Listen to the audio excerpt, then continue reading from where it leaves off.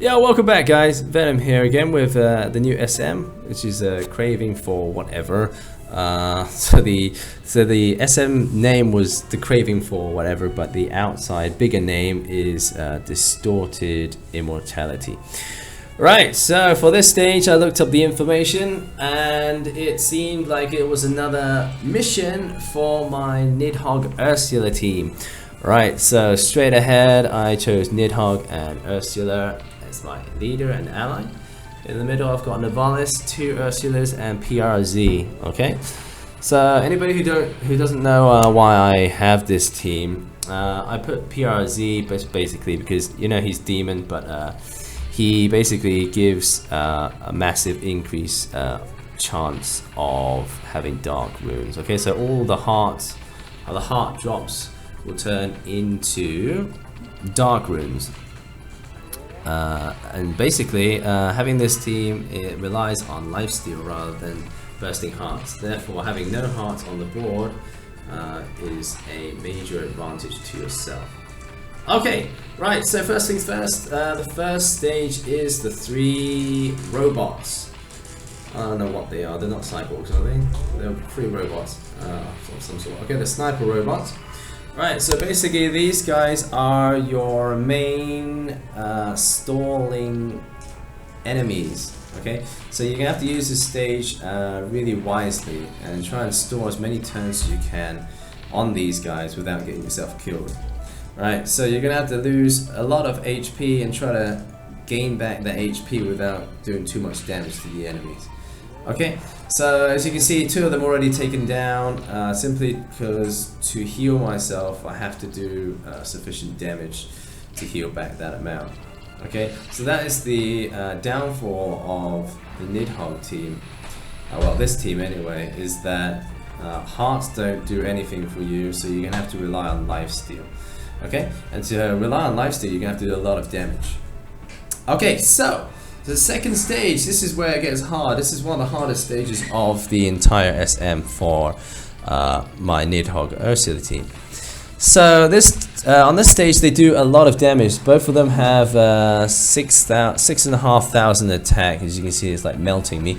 6,500 attack, as well as they do double attack, so they'll attack you twice.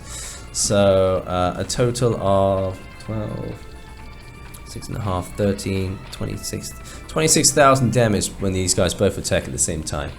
Alright, so you're gonna have to use up your Draconic Craft. Well, I have to use up my Draconic Craft, sorry, to heal back. Right, the Draconic Craft is one of the main, it's one of the MVPs in this team lineup. So you're gonna have to choose a Draconic Craft which actually heals you for 50% of your total HP in order to make this team work. Okay, so like as you can see here, I'm struggling on these 2 trolls here because they do so much damage and they have quite a lot of HP. Okay, so not near the 1 million mark, but because half my team is water, I wasn't doing too much damage with the Ursulas. Right, so basically I had to stall until I had Nivalis up, and once I activated Nivalis, that was when the big damage comes in and the big lifesteal. Okay, so that's after you activated Nivalis, that's basically this SM completed. I say that, but the last boss, the first life of the last boss does a lot of damage, so you got to be careful of that as well. Right, so the third stage is Todd, okay, having the new Amelioration 4. He's become quite a valuable demon leader at the moment. I'm trying to create a team with that. But anyways, he had a monochrome rune ability here on this SM, so basically it's just black and white board for you to spin. Not too much of a problem if you're kind of immune to the black and white thingy. You can actually see from the patterns. If you see patterns more than colors on the board, then you're going to do fine with that. I'm about half. I don't find monochrome too much of a struggle, but sometimes when I'm a bit tired after work, I'm kind of like a bit dazed from what the board actually holds for me when it's black and white. Right, so anyways, the fourth stage is the Demon Depths and the Cursed Undead. So the Demon Depths, the Demon of the Depths.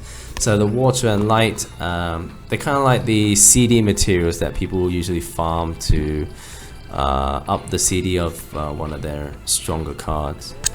Okay, so I can't remember who they actually feed into, but they both have a plus conversion. So basically, after they attack you, one row of your board will be converted into water or light. Okay. The fifth stage is Elizabeth. She has weak heart and water lock attack. So each time she attacks, she has a CD of 1. So each turn, basically, she will lock the heart and water runes. Right. So I don't have any hearts because of Z.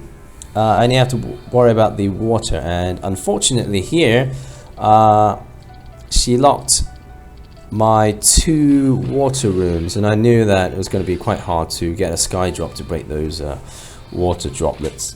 So I had to use up my Draconic Craft here to nullify that effect. Otherwise, she will heal a lot of her HP.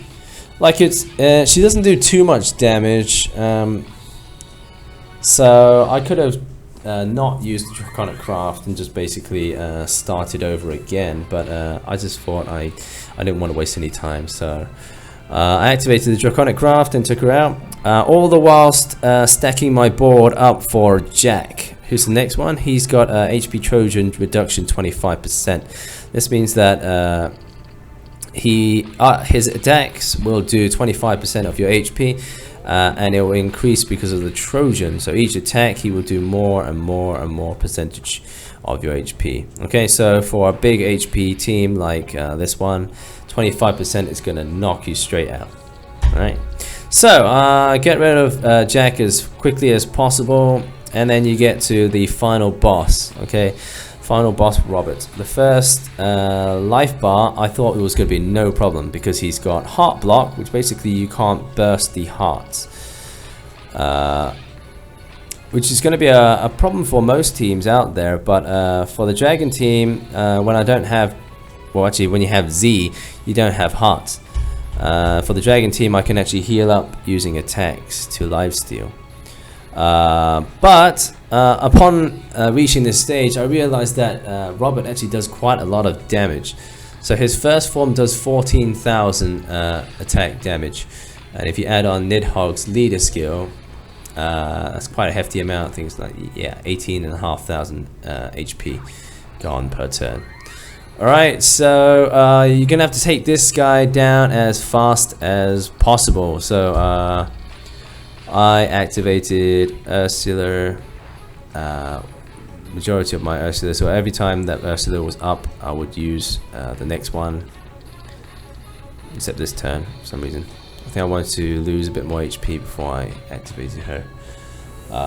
Okay, so heal up as you go along. You have to do as much damage as you can to this guy because he will decrease your HP faster than you recover it, in most cases anyway. So as you can see, I'm activating Ursula whenever I can. Once you take down the first HP bar, the second one's actually okay. You can actually use this guy to stall up CD. So your main concern here is to have enough HP to sustain that 18,000 attack hit that he hits for each 2 turns. Okay, so every 2 turns he will hit you for that amount, which is actually no problem for a healing team, a big healing team, or a life stealing team like this. Okay, so use that advantage of him having 2 CD and nuke him away. So I activated all my Ursulas whenever I can, whenever I could, and yeah, this is the SM for the water demon. So I was gonna farm this guy because I thought he was gonna be good in a Todd team, but it seems like his passive abilities and his actual card doesn't actually benefit Todd and Jack too much. He's more of a, although he does convert to the attribute of the leader and ally, he actually benefits the RGB Blood Fiends more. He has got more add-on effects to those girls rather than the guys. Okay, so if you have Liz, I know my brother's got Liz. If you got Liz or any other Blood Fiends, then this guy's pretty useful in that team. If you got Liz as an ally, anyway. So yeah, this is the SM for the water demons. Hope you guys get through it quick. Anyways, I'll see you in the next episode, maybe a different game or in the next SM or so. Alright, take care guys, see you later.